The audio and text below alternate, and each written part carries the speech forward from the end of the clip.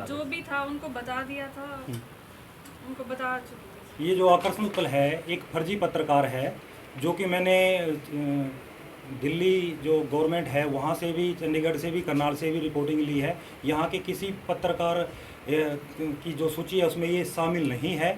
इसका कार्य शुरू से लेके आज तक ब्लैकमेलिंग का रहा है। ये अधिकारियों को टारगेट करता है ताकि उनकी खबर दिखा के या तो उनको ट्रांसफ़र का वो हो जाए, यदि उनका सस्पेंशन का हो जाए, तो इसका काम उस ब्लैकमेलिंग से है।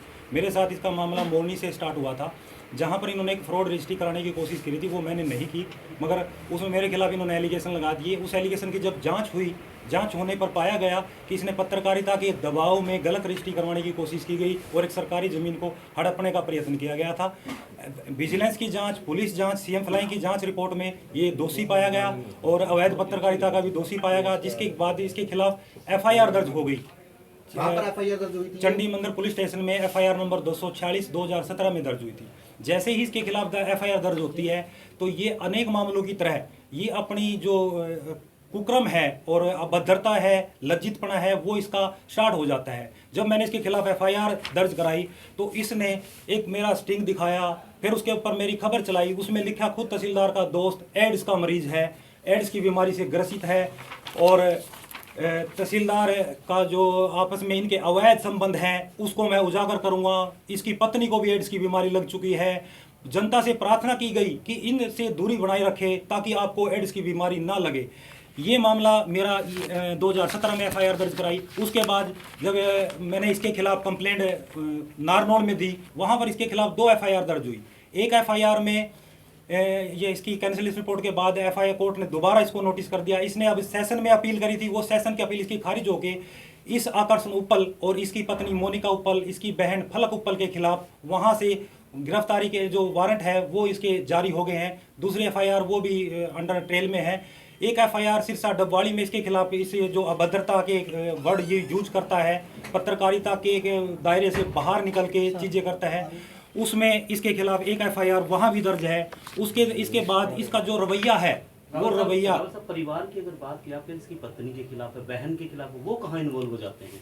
पत्नी बहन वो इसके साथ ये इन्वॉल्व हो जाते हैं कि जब कोई टारगेट होता है तो उस मामले में ये अपनी जो पत्नी है, बहन है, माँ को शामिल कर देते हैं। उसको आगे करके चैन का और मान ले अश्लीलता का बिजली बोर्ड के जेई उनके खिलाफ मामला दर्ज करवा दिया और अपनी जो बिजली चोरी को उसको छुपा दिया, उनको आगे कर दिया। उसके बाद वो एफआईआर बाद में जो इंक्वायरी के बाद कैंसिल हो गई। सर मोरनी के बाद नारनौल से क्या कनेक्शन, ब्लैकमेलिंग की है, कैसे आप ये कैसे कह सकते हो? ब्लैकमेलिंग का जो मामला हुआ, एक सुबह जब रात को पैसे दिए गए थे, क्योंकि जब लोगों ने, किसी ने मेरा पता किया कि वो इसके खिलाफ ये चीज़ें हैं, तो इसने पूछा कि मेरे को ब्लैकमेल कर रहा है, मेरे खिलाफ खबरें चला रहा है, मेरे खिलाफ ये इस प्रकार की खबरें चला रहा है। तो ये खबरें चलाने पर जब इसने ब्लैकमेलिंग के पास से पैसे मांगे गए तो रात को 1:30 बजे जाके सुभाष ठेकेदार से, जो शराब का ठेकेदार है, उससे ये 9 लाख रुपए लेके इसके घर पे जाके 1:30 बजे देखा है। मैं परमात्मा को साक्षी मानते कहता हूँ कि इसने वो पैसे लिए हैं। और उसके बाद मैं जो अगली बात कहूँगा वो भी मैं बोलूँगा। जो इसने मेरे खिलाफ ये जो सर ये आरोप आप लगा रहे हो कि परमात्मा को साक्षी करके 9 लाख रुपए उसने लिया, आप कह रहे हो, क्या जिस ठेकेदार ने दिए वो बोल सकता है इस बारे में? जिस ठेकेदार ने दिए हैं उसने भी अपने जो बयान है वो इन जो जांच के दौरान अपने बयान एडमिट किए हैं। और ये जो डॉक्यूमेंट मैं आपको दिखा रहा हूँ ये उस कोर्ट केस का हिस्सा है। उस कोर्ट केस में एविडेंस के तौर पे ये शामिल है।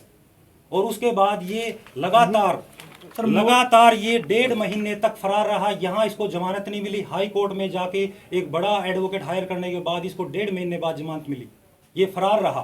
सर मोरनी के बाद नारनौल से क्या कनेक्शन था? मोरनी के बाद, जैसे मोरनी के बाद जब उसकी मेरे मैं वहाँ से आ गया, उसके बाद इन्होंने क्या किया, क्या इसके खिलाफ एफआईआर दर्ज होगी, जिससे ये मेरे खिलाफ अभद्रता दिखाना शुरू कर दिया। जो भी कमेंट करता, मैं जहाँ भी गया, मैं इसके खिलाफ, जब भी मेरे बारे में बोलता, मैं इसके खिलाफ पुलिस में दरखास्त देता और एक सिविल डिफेमेशन का सूट डालता। तो इसके खिलाफ जहाँ मैंने नारनौल में देखी तो मैंने नारनौल में दी, तो इसके खिलाफ नारनौल में 2 एफआईआर दर्ज है और सिविल डिफेमेशन के सूट इसके खिलाफ। तो इससे पहले आप मीडिया के सामने क्यों नहीं आए? जरा जी क्यों आए? मीडिया के सामने मैं पहले भी आके इसके बारे में बता चुका हूँ। जो पीछे जब नारनौल से इसकी हुई थी उसके बारे में भी इसका खुलासा मैंने कर दिया था। जो एक और चीज बताओ, जब आप सच्चे हैं, आपने सारे सबूत भी दिए हैं, तो फिर पहले कार्रवाई क्यों नहीं हुई? पहले कार्रवाई इसके खिलाफ चल रही है रेगुलर, मगर ये एक है ना अपने आप को इतना बड़ा पत्रकार साबित करके, फर्जी पत्रकार है मगर बड़ा साबित कर रहे, लोग इसके खिलाफ एक्शन करने से डरते थे। ये एक तहसीलदार का मैटर था, लेडीज तहसीलदार था इसलिए सुन लिया, वरना क्या होता है कि जब मेरे खिलाफ एड्स की चीज़ें दी गई और उसने पुलिस ने ये माना प्रथम दृष्टि है कि ये इसने डेफेमेशन किया है, मान्य है, मगर आईपी एड्रेस नहीं लिए गए। क्यों नहीं लिए गए कि ये प्रेशराइज करता है एक पत्रकारिता को हद को पार करके एक अपने टीआरपी के लिए। सर क्या किसी कैसे लेकर मानते हैं तहसीलदार साहिब का हुआ है तो कैसे उसको आप देखते हैं? तहसीलदार वाले मामले में इसने बिल्कुल अपनी हदें पार कर दी। जो एक लेडीज तहसीलदार थी उसकी मर्यादा होती है, हमने अब उसको देखा वो बहुत सहमी हुई थी, बहुत घबराई हुई थी, इस प्रकार से उसके बाथरूम तक उसको खटखटाना, उसको ठोकना, यानी एक जो हद होती है उस हद को पार कर दिया। वो काफ़ी असहज महसूस कर रही है। तो सर क्या किसी कोर्ट से वारंट भी जारी हुए हैं? इसके नारनौल कोर्ट से वारंट जारी हुई हैं इसके खिलाफ, इसकी पत्नी के खिलाफ और इसकी बहन के खिलाफ। सर जी फरार क्यों रहा 1.5 महीने, क्या कारण था? 1.5 महीने जो ये फरार रहा वो एक्साइज इंस्पेक्टर से इसने जो वसूले थे पैसे, उस मामले में ये फरार रहा। जो इसके 2 साथी थे उनसे 5.5 लाख रुपए वसूल कर लिए गए थे, बाकी जो इसके पास 9 लाख रुपए थे वो 9 लाख रुपए की रिकवरी से होनी थी। इसने वहाँ होएगी नहीं, वो होएगी, वो अब देखते हैं कि अगली बात है, क्योंकि हाई कोर्ट में चला गया, वहाँ पर एक बड़ा वकील करा जो 20-30 लाख रुपए का वकील था, और वहाँ से इन्वेस्टिगेशन ज्वाइन करके फ़ोन वगैरह इसने अपने दे तो दिए, मगर वो पैसे ही रिकवरी नहीं रावल हो साहब, एक बड़ा सवाल ये है कि वो कैमरे पर आकर गए, मैं ईमानदार पत्रकार हूँ और मेरे खिलाफ साजिश की जाती है। जो ये कहता है और जो उसके ऐसे प्रशंसक कहते हैं, मैं ये क्या कह रहा ना, कहीं भी उसको पहले भी मैं कह चुका था, मेरे पर भी एलिगेशन लगाए थे, कहीं भी आकर वो यदि परमात्मा, मैं जो परमात्मा को वो मानता है वो आ जाए और मैं परमात्मा को मानता हूँ, मैं परमात्मा के जो कसम लेके और परमात्मा को मान के मैं ये तथ्य रखता हूँ। 5 लाख रुपए मैं ये साबित, मैं एक इस मामले में भी करना चाहता हूँ, जो मेरे खिलाफ इसने ये स्टिंग का बनाया, उसका बनाया, मोरने वाला मैटर ये चलाया मेरे खिलाफ, ये मैं उसके पास वहाँ गया था, उसने कहा कि वो ज़मीन दिला दो मेरे को। जो कुलजिंदर मोहन सिंह भाट है वो ज़मीन को हड़पना चाहता है, 10 करोड़ की ज़मीन है जो वन विभाग की है, फॉरेस्ट की, और फॉरेस्ट ने भी अपनी जांचों मानना है कि वो फॉरेस्ट की ज़मीन है। इस मामले में जब मैं गया तो इसने मेरा स्टिंग कर दिया, और स्टिंग के बहाने मेरे को ब्लैकमेल किया, मेरे से 5 लाख रुपए एज ये लिए कि जी हम कुछ कार्रवाई नहीं करेंगे। 5 लाख रुपए में कैश दिया था, कैसे दिया था? 5 लाख रुपए एक बीच में जो मीडिएटर था उसके माध्यम से दिए गए थे, और 5 लाख रुपए इस बात के दिए गए थे कि कुछ कार्रवाई करेंगे, मगर ये ब्लैकमेलिंग में मेरे पीछे लगा रहा। 5 लाख रुपए क्यों दिए? 5 लाख क्यों दिए थे आपने? 5 लाख ने गलत काम किया होगा कोई? अब मैं एक अधिकारी हूं, मैं इस मैटर को ज्यादा लंबा, क्योंकि अब तक चल रहा है, मैं उस पर फिर अब आज तक लड़ रहा हूं, और उसमें मैं बिल्कुल कहीं भी। सर आप कह रहे हो कि आप निर्दोष हो, सर आप कह रहे हो आप निर्दोष हो, आप भगवान के ऊपर कसम खा सकते हो। 5 लाख रुपए देना क्या आपको लगता है आपने सही किया था? अगर उन्होंने अपराध किया तो उससे बड़ा अपराध आपने किया, घूस खिलाकर। जब इसका काम ही घूस खाने का है और ब्लैकमेलिंग करने का है, मेरे को पता है ये पहले से ब्लैकमेलर है, तो मेरे आपने टोटल कितनी रकम दी? तो क्या जरूरत थी पैसे देने की? भैया ये एक लड़ाई आप लड़ते हैं। कानूनी लड़ाई मैं लड़ रहा हूँ एक व्यवहारिकता में, जब कोई समाज के लोग आके बैठ जाते हैं और इसकी जो इसका पुराना धंधा है उस बातों को वो रखता है कि ये तो ऐसा ही है। कंप्रो किया आपने? मैंने कंप्रो किया, और वो इस बात के लिए किया कंप्रो कि ये इस बात के हैं कि जी हम उस मैटर में आपका अपना पक्ष नहीं, ऐसा आपके खिलाफ जो गलत लगा दिए थे एलिगेशन वो बंद कर देंगे। टोटल कितनी रकम दी है सर आपने? टोटल 5 लाख रुपए दिए गए थे इसको, मगर बीच के मीडिएटर के माध्यम से दिए गए थे, और बदनामी से बचने के लिए। जैसे इस मामले में एक्साइज इंस्पेक्टर ने भी 15 लाख रुपए दिए। नहीं, खबर बंद करने के लिए मांगे गए थे पैसे भी, बदनामी नहीं करूंगा, खबर बंद कर देंगे। हाँ, वो उसी चीज के लिए मांगे गए थे कि आगे से हम आपके बारे में कुछ ऐसी चीजें नहीं छापेंगे, एड्स वैड्स की खबरें नहीं देंगे, आपको बदनाम नहीं करेंगे, आपको ये चीजें नहीं करेंगे। मानसिक रूप से मैं प्रतिपादित था। जैसे आज मैडम है, मैडम इस कंडीशन में नहीं है तहसीलदार मैडम की वो एक अच्छी फाइट कर सके, क्योंकि वो एक असहज महसूस कर रही है इसके कृत्य से। सारा खेल सर कहाँ से शुरू हुआ था? क्या फर्जी रजिस्ट्री करने को लेकर शुरू हुआ था? सारा खेल ये शुरू हुआ था कि मैं मोरनी में पोस्टिंग था, तो वहां पर मैंने रजिस्ट्री नहीं की, इन्होंने किसी दूसरे से मेरी सीटिंग पे रजिस्ट्री करा ली। अगले दिन इनके खिलाफ कार्रवाई शुरू होगी कि सरकारी जमीन को हड़प ली, पत्रकार ने अपना प्रेशर जमा के दूसरे तहसीलदार से रजिस्ट्री करा के और जमीन हड़प ली। तो उस मामले में जब इन्होंने मेरे खिलाफ एलिगेशन लगा दिया कि आपने जी 5 लाख रुपए मांगे हैं, मगर वो जब सीएम फ्लाइंग से, विजिलेंस से जो जांच हुई, जांच में ये पाया गया कि तहसीलदार ने पैसे नहीं मांगे। इसने अपनी पत्रकारिता का प्रभाव दर्शाकर वो चीजें करनी चाहिए और जमीन को हड़पना चाहा, जिसके बाद उन्होंने एफआईआर के आदेश करे। एफआईआर नंबर 246 चंडी मंदिर में इसके खिलाफ दर्ज हुई। रजिस्ट्री वो कैंसिल हुई। रजिस्ट्री उसके बाद हाई कोर्ट में वो मैटर चला। हाई कोर्ट में उस रजिस्ट्री के ऊपर हाई कोर्ट ने आदेश पारित किया कि उसका जो कब्जा है वो रोड पे जो कोस्टली जमीन है उससे वहां रजिस्ट्री में काटा जाए, और वो आज रजिस्ट्री में कट चुका है। वहां पर लिखा गया था कि सड़क के साथ लगता है, वो हाई कोर्ट के आदेश के बाद रजिस्ट्री से कट चुका है। जैसे आप आरोप लगा रहे हो कि ये रजिस्ट्री फर्जी तरीके से करवाई गई थी, ललिता मैडम के द्वारा भी यही आरोप लगाया गया है कि रजिस्ट्री करवा रहे थे फर्जी तरीके से। ललिता मैडम के बारे में जैसे हमने पता किया कि एक पहले इन्होंने ट्रांसफर डीड कराई, इसमें एनडीसी ले आए, उसके बाद एनडीसी के बगैर ये करने लगा कि एनडीसी के बगैर कर दो, तो वो दूसरे डिपार्टमेंट में गए क्योंकि एनडीसी के बगैर कोई रजिस्ट्री नहीं करते हैं। तो वहाँ गए, वो कहने लगे जी हम तो ऐसे इसकी परमिशन दोबारा एनडीसी की नहीं देंगे। तो हमारी जो तहसीलदार मैडम से उसने कहा ये लिखवा के ले आओ कि दोबारा एनडीसी की परमिशन नहीं देंगे।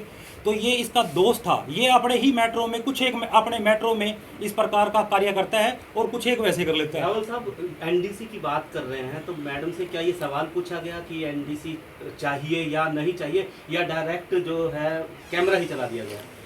ये इसने इसी प्रकार एनडीसी का कोई नहीं, इसका काम है कि गलत काम को जो इसके मित्रों के या इसके जानकार के कोई गलत काम है उसको प्रेशराइज करके, अधिकारी को प्रेशराइज करके और वो गलत काम करवाया जाए। करनाल रिपोर्टर के तौर पे इसकी जितनी खबरें हैं मेरे पास हैं कि उसने पिछली चीज़ें देखें और उसने कितने मुद्दे उठाए कि गड़बड़ झाला, घोटाला, ये चीज़ें वो चीज़ें, और इतनी बड़ी बड़ी बातें इसने लिखी। जब ये रिपोर्टर था वो छोटी छोटी ब्लैकमेलिंग की थी। इसका काम यही है कि अधिकारियों को डराओ, या तो उसको सस्पेंशन होगा या उसका तबादला होगा।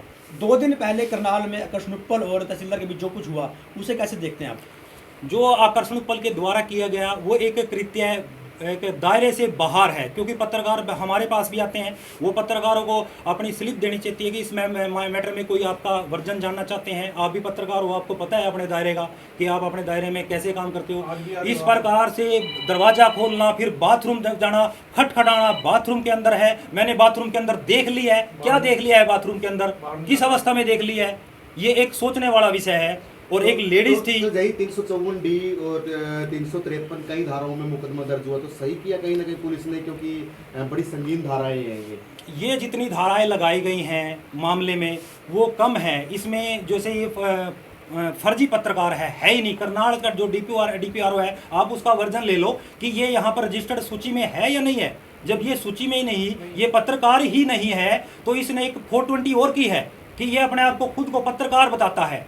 मेरे पास उसकी डीपीआरओ की लिस्ट भी है, सारा कुछ है, जिसमें स्पष्ट लिख रखा भारत सरकार ने, चंडीगढ़ प्रेस वालों ने, करनाल ने ये स्पष्ट लिख रखा कि ये कोई पत्रकार नहीं है। राहुल साहब ये तो डीपीआरओ का जो नोट है उसमें भी लिखा है कि यूट्यूबर, ये तो उसमें भी लिखा है कि यूट्यूबर लिखा है, वो तो उन्होंने क्लियर किया।